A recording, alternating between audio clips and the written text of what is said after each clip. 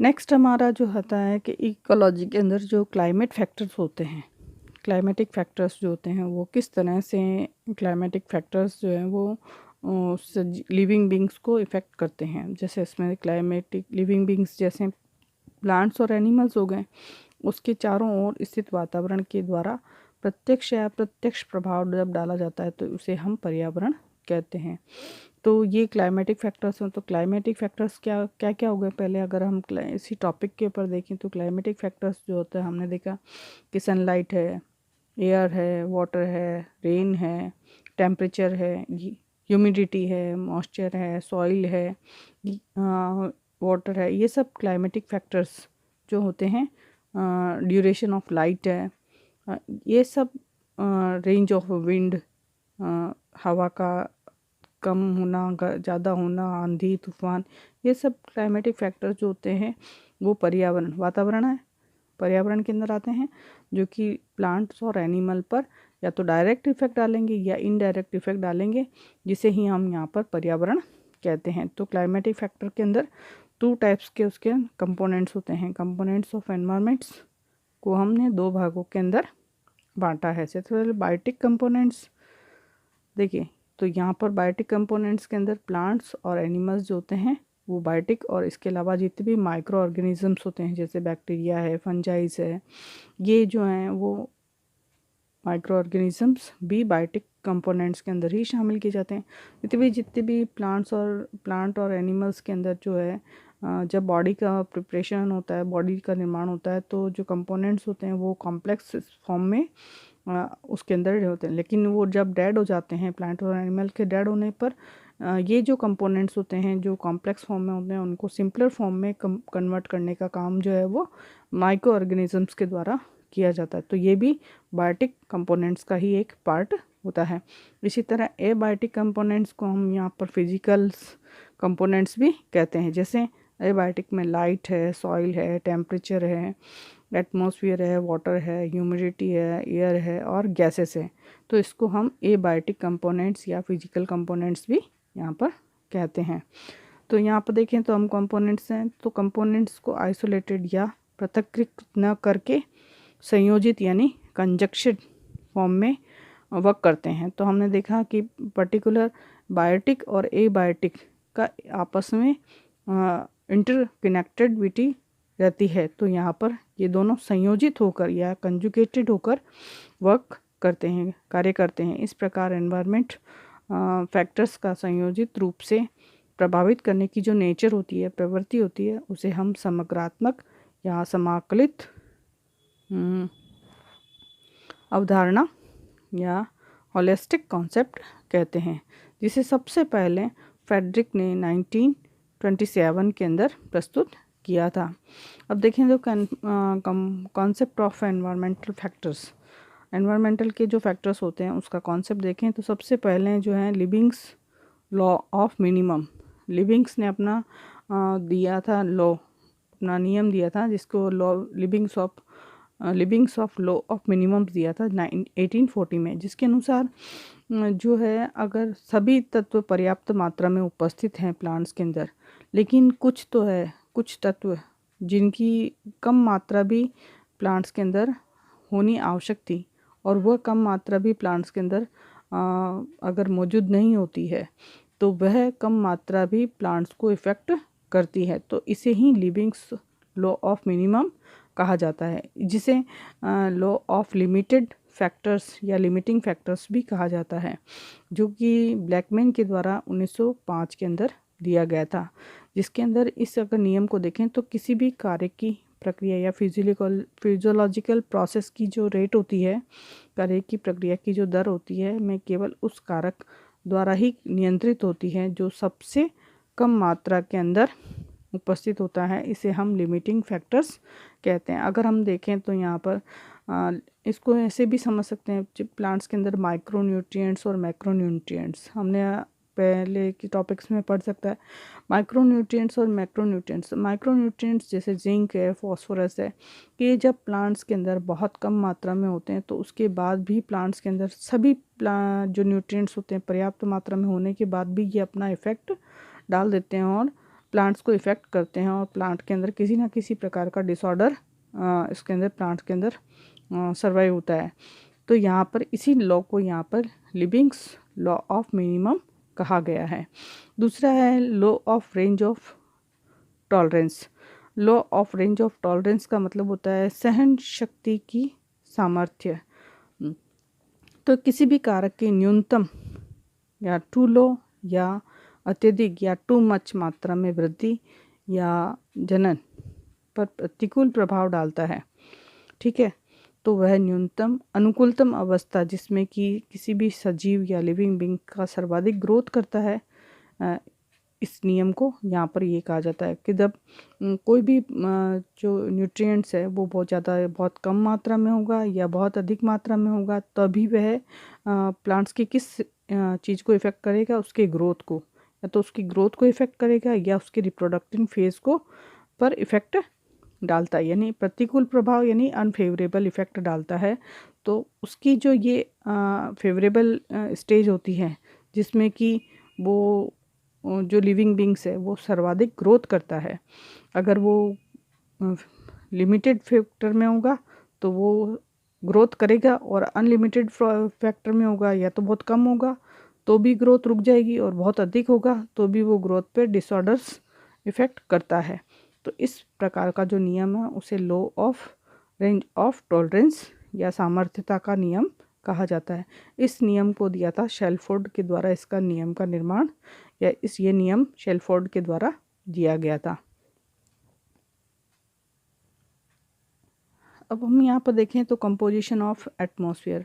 तो अब अगर हम वायुमंडल में उपस्थित जो गैसेस होती हैं उसका अगर हम यहाँ पर कंपोजिशन देखें, उसका संगठन देखें, तो यहाँ पर देखिए वायुमंडल में हमें पता है कि कार्बन डाइऑक्साइड जो होती है वो 0.03% होती है। ऑर्गन्स होती हैं लगभग 0.93% प्रेजेंट होती है। ऑक्सीजन जो होती है वो लगभग 21% प्रेजेंट होती हैं। नाइट्रोजन वो 78% होती हैं। इसके अलावा जो एटमॉस्फेयर की जो एयर होती है उसके अंदर neon, helium, argon, xenon, hydrogen, methane, nitrous oxide और ओजोन, ये वायुमंडल के अंदर पाई जाने वाली गैसेस होती हैं। ये जो गैसेस होती हैं वायुमंडल के अंदर, ये जो है वो लिविंग बींग्स को इफ़ेक्ट करती हैं।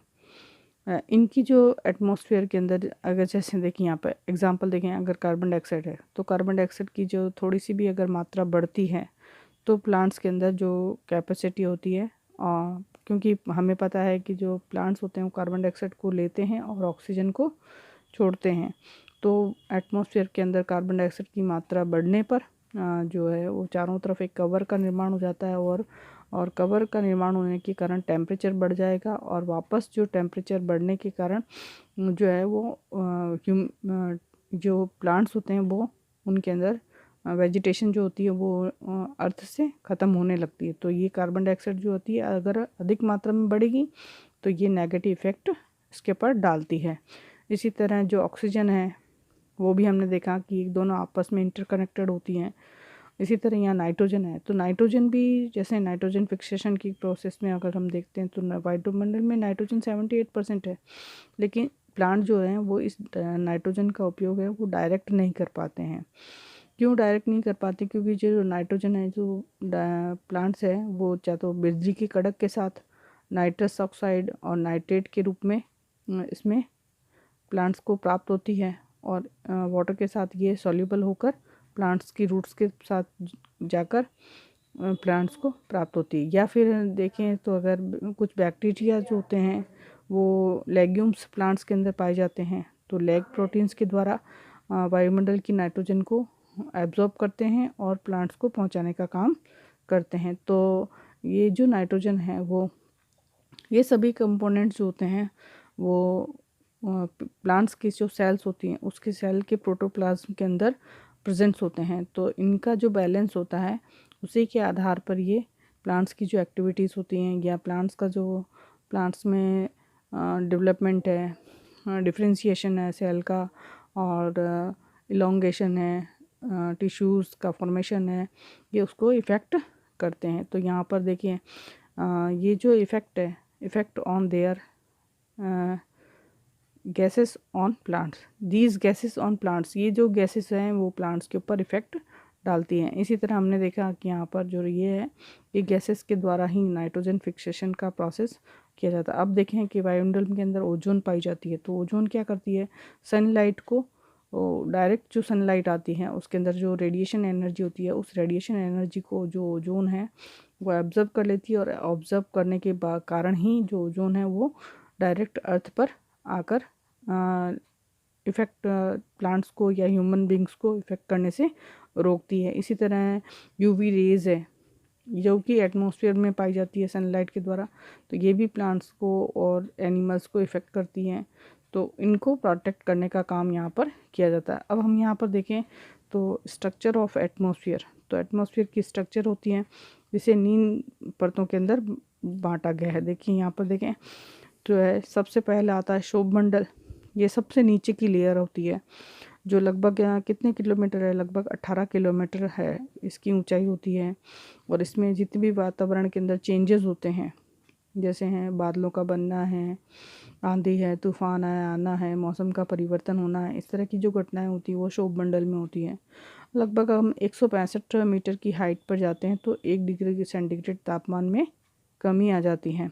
तो यहाँ पर देखिए शोभमंडल में होने वाले चेंजेस है, बादलों का बनना है, बिजली की चमक है, आंधी है, तूफान है, इस तरह के चेंजेस हमें शोभमंडल में हमें देखने को मिलता है, जो लगभग 18 किलोमीटर तक हमें देखने को यहाँ पर मिलती है। तो अर्थ में तो इसे सेकंड जो लेयर होती है उसे हम स्थिर मंडल कहते हैं, स्ट्रेटोस्फियर, जो लगभग 30 किलोमीटर तक की होती है, पृथ्वी के तल से लेकर 30 किलोमीटर तक की ऊंचाई तक।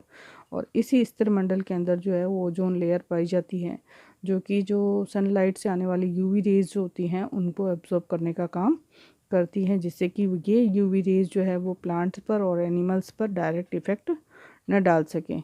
और इसके अलावा इस यूवी रेज का ऑब्जर्वेशन है जो एयर्स के अंदर बादलों के द्वारा उसका अवशोषण किया जा सकता है, और उस वाटर वेबअप के द्वारा भी इसका एब्जॉर्प्शन किया जाता है। इसके अलावा जितने भी सॉइल पार्टिकल्स होते हैं उनका इनके द्वारा भी इसका एब्जॉर्प्शन किया जाता है, तो कम से कम मात्रा में ये पृथ्वी तक पहुंच पाती है। तीसरा जो आता है मध्य मंडल, ये मध्य मंडल जिसे मेसोस्फीयर कहते हैं, लगभग 50 से लेकर 80 किलोमीटर तक की जो लेयर्स होती हैं उसको मध्य मंडल कहा जाता है, जिसके अंदर रेडियो वेवलेंथ जो होती है, रेडियो तरंगें जो होती हैं वो उनका अवशोषण यहाँ पर किया जाता है। ये रेडियो जिसे हमने देखे हैं कि जो रेडियो तरंगें होती हैं, रेडियो स्टेशन होते हैं, वो यहाँ पर इस मध्य मंडल के अंदर ही इनके द्वारा परिवर्तित हो जाती है। इसी कारण हमें आकाशवाणी के द्वारा जो सूचनाएं हैं वो रेडियो से प्राप्त होती है, एफएम स्टेशन से हमें ये रेडियो वेव्स के द्वारा हमें यहाँ पर प्राप्त होती है। तो मध्य मंडल इस तरह कार्य करता है। नेक्स्ट जो आता है वो देखिए जैसे हैं आइनोस्फेयर्स या थर्मोस्फेयर्स, जो है इसकी लंबाई तो ऊंचाई जो होती है लगभग 80 किलोमीटर से लेकर 400 किलोमीटर तक की ऊंचाई तक ये थर्मोस्फियर्स पाई जाती है। और एक्सोस्फियर्स होती हैं जो लगभग 400 से लेकर 1000 किलोमीटर तक ऊपर की ओर सनलाइट सूर्य के पास जो होती है वो बहिर्मंडल होता है, जिसमें हाइड्रोजन्स के मॉलिक्यूल्स मिलकर हीलियम के एटम्स का निर्माण करता है, और यहाँ पर ही नाभिकीय संलयन की अभिक्रिया संपन्न होती है। ठीक है, अब हम देखें तो यहाँ पर wind and it's effect on vegetation, जो हवा है उसके द्वारा कौन कौन से प्रभाव वेजिटेशंस यानी वनस्पति पर प्रभाव डाले जाते हैं। सबसे पहले देखें यहाँ पर डिस्पर्जल्स यानी प्रकीर्णन, जो है हवा के द्वारा ही सीड्स और पोलन ग्रेन्स, जो प्लांट्स के अंदर पोलन ग्रेन्स जो होते हैं वो उनका जर्मिनेशन होता है, और वो एक स्थान से दूसरे स्थान पर उसका डिस्पर्जल होता है, और जिससे के कारण प्रकीर्णन के कारण ही सीड पृथ्वी पर फेवरेबल जहाँ पर क्लाइमेट्स मिलता है वहाँ पर ही वो ग्रो करते हैं, और वहाँ पर वेजिटेशन इसलिए जो सीड्स होते हैं वो सेपरेशन उसके अंदर उनको जगह मिल जाती है अंकुरित होने के लिए, और फेवरेबल कंडीशंस मिलने पर ही सीड ग्रो करते हैं। तो यहाँ पर देखिए सीड का जो डिस्पर्सल होता है उसके अंदर विंड यानी हवा अपना इम्पॉर्टेंट रोल अदा करती है। जिससे कि सीड को जो बहुत दूर दूर तक उसको पहुंचाया जा सके। नेक्स्ट जो उसके अंदर देखें तो दूसरा है जो पोलिनेशन यानी परागण। परागण जो होता है वो परागण जो होता है अलग अलग प्रकार का होता है, जैसे कीट परागण है, वायु परागण है, ये है। तो इस यहाँ पर वायु परागण है, हवा के द्वारा अगर हम पढ़ रहे हैं तो यहाँ पर एमिनोफिलक वायु परागण होता है, जिसके कारण जो है पॉलन ग्रेन पर विंग्स पाए जाते हैं, जैसे पाइनस है उसके अंदर विंग्स पाए जाएंगे, जिससे कि परागण जो है वो दूर दूर तक हवा में फैल जाएं। और इन परागणों को यहाँ पर जो कि हवा के अंदर फैले होते हैं, तो अगर हमने देखें जैसे ग्रेमनी है, गेहूँ है, जिसके अंदर जो है फैदरी स्टिग्मा प्रेजेंट होता है, जिसके कारण ये पोलिनेशन या परागकणों को स्टिग्मा पर चिपकाने का काम करते हैं। तो यहाँ पर ये इसका डिस्पोजल में हेल्प करते हैं, उसके फर्टिलाइजेशन में भी इसको हेल्प करते हैं। तो ये परागकण इसमें सहायक है वेजिटेशन के ग्रो करने में। इसी तीसरा पॉइंट देखें तो ये ब्रेकेज या क्षति, जैसे जितने भी आंधी तूफान है इनके कारण जो वेजिटेशंस होती है उसको हमें क्षति पहुंचाने का काम आंधी तूफान के द्वारा किया जाता है। जो वेजिटेशंस समाप्त, पेड़ टूट जाते हैं, वनस्पति नष्ट हो जाती हैं, तो ये ब्रेकेज ऑफ वेजिटेशंस। चौथा है जो हवा है उसके कारण प्लांट्स को क्षति पहुंचती है, जिसे डेजिकेशंस या शुष्कन जो होता है, जैसे वाष्पोत्सर्जन की क्रिया का प्रभाव पड़ता है। जैसे शुष्कन है तो हवा अधिक बहने पर प्लांट्स के अंदर वाष्पोत्सर्जन की क्रिया होती है, और वाष्पोत्सर्जन की क्रिया तेज होने के कारण पौधों में जल की कमी हो जाती है। तो ये प्लांट्स के ऊपर नेगेटिव इफेक्ट डालती है, हवा जो है वो नेगेटिव इफेक्ट भी डालती है। इसी तरह यहाँ पर अगर हम पांचवा कारक देखें तो मैकेनिकल टिश्यूज़ का फॉर्मेशन ऑफ मैकेनिकल टिश्यूज़, यांत्रिक ऊतकों का निर्माण भी हवाओं के चलने की दिशा और उसकी स्थिति से प्लांट के अंदर जो है वो मॉर्फोलॉजिकल और एनाटॉमिकल परिवर्तित होते हैं, यानी कि आकारिकी और कारिकी परिवर्तन होते हैं। जैसे उसके लक्षणों के अंदर देखें तो मैकेनिकल टिश्यूज़ जो होते हैं वो डेवलप हो जाते हैं जैसे जैसे हवा चलती है। तो हवा चलने के कारण प्लांट्स के अंदर मैकेनिकल टिश्यूज़ जो होते हैं उसको यांत्रिक दृढ़ता प्रदान करते हैं। और ये जो मैकेनिकल टिश्यूज़ होते हैं जैसे जाइलम और फ्लोएम्स जो है प्लांट्स के अंदर डेवलप होते हैं, और जैसे प्लांट्स के अंदर एनुलर रिंग्स का फॉर्मेशन होता है, जिससे कि प्लांट्स के अंदर कॉलेनकाइमा, स्क्लेरेनकाइमा, पैरेनकाइमा टिश्यूज़ का फॉर्मेशन होता है, जो प्लांट्स को दृढ़ता प्रदान करते हैं और उसको प्रोटेक्ट करने का काम करता है। इसी तरह यहाँ पर देखें हम तो भूपतन यानी लैंडिंग्स, जब तेज़ हवाएं चलती हैं तो फसल जो होती है वो पूरी की पूरी ही भूमि पर गिर जाती है। तो हम उसको उस स्टेज को है यहाँ पर भूपतन या लॉगिंग शब्द भी यहाँ पर कहा जाता है। तीसरा है नेक्स्ट है विकृति या डिफॉर्मेशन। हवाओं के कारण प्लांट्स के अंदर कई प्लांट्स के अंदर नेचर्स के अंदर विकृति आ जाती, जैसे पत्तियों का कटना फटना है, पेड़ों का एक तरफ झुक जाना है। इस तरह हमें प्लांट्स के अंदर हवाओं के कारण इफ़ेक्ट देखने को मिलता है। इसी तरह यहाँ पर देखिए प्लांट हवाओं के कारण पौधे के अंदर बोनापन भी बहुत आ जाता है। जैसे पहाड़ी इलाकों के अंदर प्लांट्स के ऊपर हवाएं बहुत अधिक तेज़ी से चलती है तो प्लांट्स अपनी पूरी लंबाई को प्राप्त नहीं कर पाता और पौधे के अंदर बोनापन रह जाता है। इसी तरह सॉइल इरोजन्स भी हैं, मृदा अपरदन भी है। ये प्लांट्स की जो सॉइल की जो अपर लेयर होती है, जो कि ह्यूमरस लेयर होती है, वो तेज पवनों के कारण एक स्थान से दूसरे स्थान पर बहकर चली जाती है। और इसका एक एग्जांपल हमें यहाँ पर मरुस्थलीय कंडीशंस के अंदर भी देखने पड़ते हैं। जो रेत के टीले जो होते हैं वो हवा के बहने के कारण एक स्थान से दूसरे स्थान पर परिवर्तित हो जाते हैं। तो यहाँ पर ये हमें कंडीशंस हमें देखने को मिलती है। तो सारे क्लाइमेट कंडीशंस हमने देखे हैं जो कि किसी भी लिविंग बींग्स पर इफ़ेक्ट डालते हैं।